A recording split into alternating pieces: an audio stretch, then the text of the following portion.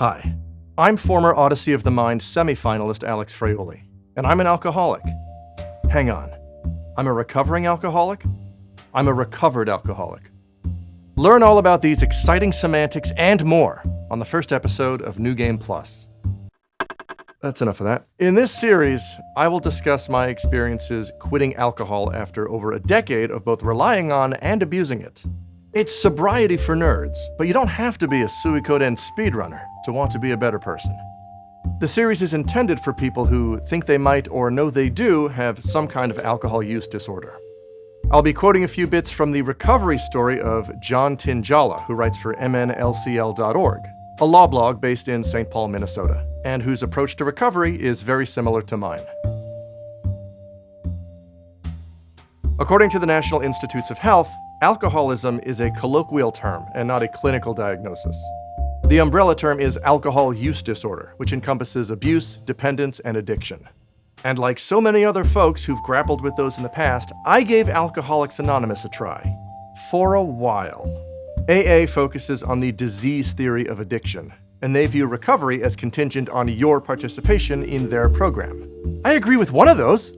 Recovery from substance abuse is tricky because everyone has different circumstances, thresholds, triggers, etc.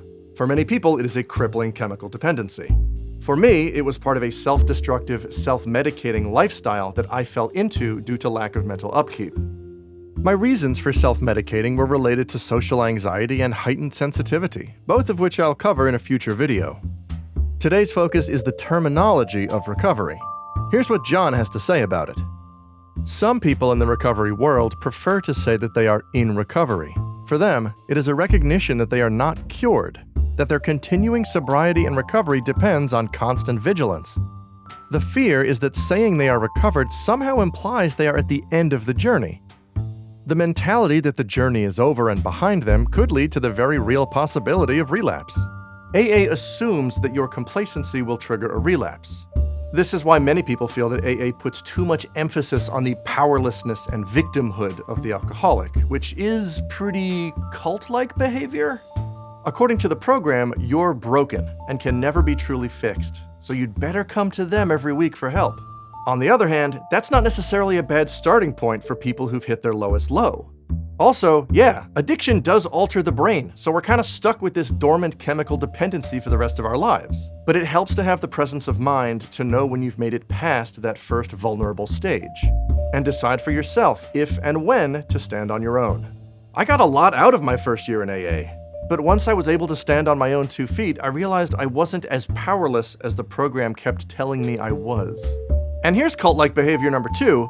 I did this with the help of an external therapist, which the program traditionally frowns upon. In fact, AA's long-standing beef with therapy may be a topic for an entirely different video. Alright, let's talk about the big guy real quick. Is AA religious? Officially, no. But no fewer than 6 of the program's 12 steps make reference to God or a higher power. The way it was explained to me at my first AA meeting, this does not need to be a religious figure. Your higher power can be your friends, family, or really anyone from whom you draw strength, or for whom you want to improve and become the best possible version of yourself. Which makes sense until you read the steps again. How are your friends and family supposed to remove your defects of character? This incongruity never impacted my recovery, but I do find it strange. If someone closer to AA would like to explain it to me, please comment below. AA's basic tenets of trust your higher power, clean house, help others are noble, but I disagree with their fundamental notion that we alcoholics are cursed to be in recovery for the rest of our lives. Yes, the threat of alcoholism will always be there, but for many people it is possible to develop the knowledge, desire, and willpower to abstain. Obviously, relapses are real and dangerous, but they are based on stress, setbacks, insecurities, and stigmas. Learning to confront these things in a healthy way can diminish or entirely defang alcoholism's looming threat of relapse. If I have the flu and am getting better, but still exhibiting symptoms, I say that I am recovering from the flu. If I no longer exhibit symptoms, I say that I am recovered from the flu. That is how I think about my own recovery. I no longer have to fight a daily battle to stay sober.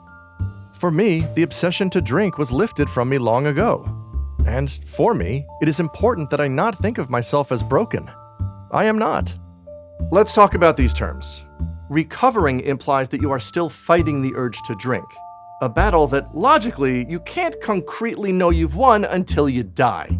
And gosh darn, wouldn't you know it, I'm stuck viewing linear time like a sucker human.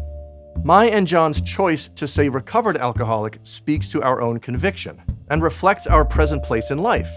I am comfortable enough where I am to say recovered. If you're not, that's okay. But it's important to remember that for you, there may come a stepping off point in your life, once you feel that you do have it under control, to transition from alcoholic to recovering to recovered. If you stick with AA, you'll never get to the last one. Again, that's not universally bad, but that's a decision that you have to make. I think that AA is ultimately a positive force, but you don't have to lock yourself within recovering status for the rest of your life. You may reach a point in Final Fantasy XIV where you decide to manually switch off your Sprout status because you feel like you've got a handle on things. You don't know everything, but you'll progress through the game, and when you see something new, you'll approach it with the confidence that you can figure it out. Recovery is kind of like that. You're reteaching yourself how to solve problems. And, from my point of view, it's easier to do that when you're not branding yourself with a mark. But here's the anticlimactic conclusion. It doesn't matter. Use the term that jives with your specific method of recovery and maintenance. I say recovered alcoholic, but I know guys who have been sober for decades who still say that they are recovering. Because I don't know what their journey is, but I trust that they do. Think of this less like prescriptivist language and more like people's pronouns. Just let people define themselves. They know more about themselves than you do. If you prefer to think of yourself as in recovery, I have no argument with that, if that works best for you. If you prefer to think of yourself as recovered, then that should be fine too. I am in favor of whatever helps to keep you sober and engaging in recovery work. If you have any questions you'd like me to answer in regards to sobriety or AA in Japan or samurai skill rotations, please leave them in the comments and I will answer them the next time I do one of these videos. See you next time. Your levels and experience will carry over.